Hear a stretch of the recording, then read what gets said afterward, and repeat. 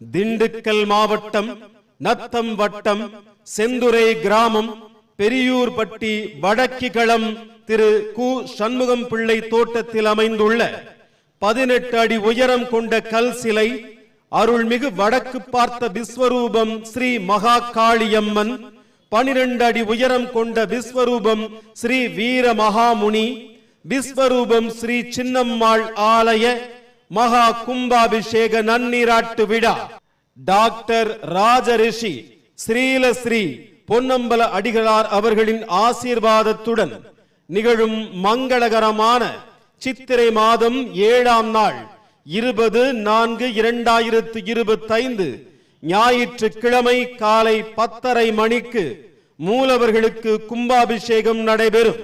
அதன் முன்பே காலை 8:30 மணிக்கு மாபெரும் அன்னதானமும் நிகழவிருப்பதால்